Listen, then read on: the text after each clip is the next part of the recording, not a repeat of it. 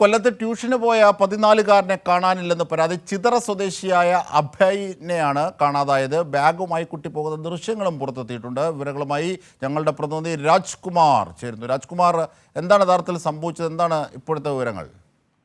അതായത് ഇന്നലെ രാവിലെ പതിവ് പോലെ ട്യൂഷന് ചിതറയിലെ CBSE സ്കൂളിലാണ് ഈ അഭയ് പഠിക്കുന്നത്.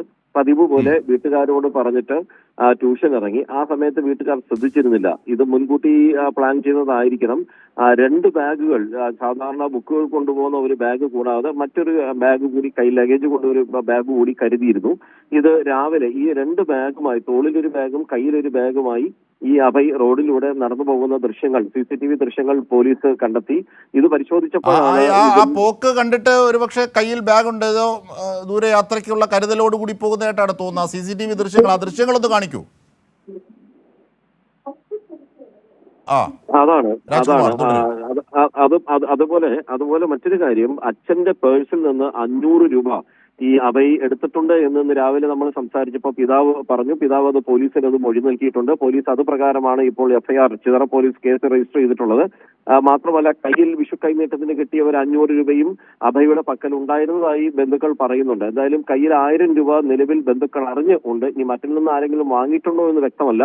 വീട്ടിൽ എന്തെങ്കിലും വഴക്കോ മറ്റു പ്രശ്നങ്ങളോ ഒന്നും തന്നെ ഉണ്ടായിരുന്നില്ല. CBSE സ്കൂൾ ആയതുകൊണ്ട് തന്നെ സ്കൂളിൽ എക്സ്ട്രാ ക്ലാസുകൾ ആരംഭിച്ചിരുന്നു. അപ്പോൾ രാവിലെ സാധാരണഗതിയിൽ ഈ സൈക്കിളിലാണ് ട്യൂഷന് പോകാറ്.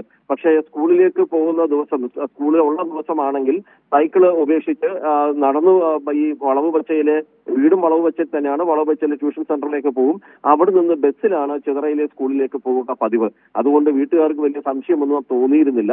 പിന്നീട് വൈകിട്ടായിട്ടും കാണാതായപ്പോഴാണ് ഇതിൽ ഈ പറയുന്ന ഒരു ഇതിലേക്ക് പോലീസിൽ പരാതി നൽകാൻ രക്ഷിതാക്കൾ തയ്യാറായത്. ഈ പോലീസിന് രക്ഷിതാക്കൾ പരാതി നൽകിയിട്ടുണ്ട്. അപ്പോൾ ഒരു ബന്ധപ്പെടലും ഈ കുട്ടിയുമായി സാധ്യമാകാത്തൊരു സാഹചര്യത്തിലായിരിക്കും രക്ഷകർത്താക്കൾ ഇങ്ങനെ പരാതി നൽകിയത്. കൂടെയുള്ള സുഹൃത്തുക്കൾ ആരെങ്കിലും മിസ്സിംഗ് ഉണ്ടോ ഇതുപോലെ? മറ്റ് സുഹൃത്തുക്കളെ സംബന്ധിച്ച് ഇതുവരെ ചിതറ പോലീസിൽ അങ്ങനെ ഒരു പരാതി ഒരു രക്ഷിതാക്കളും നൽകിയിട്ടില്ല. ഇനി മറ്റെവിടെങ്കിലും ആരെങ്കിലും ഉണ്ടോ എന്നുള്ളതും വ്യക്തതയില്ല. എന്തായാലും ശരി രാജ്കുമാർ.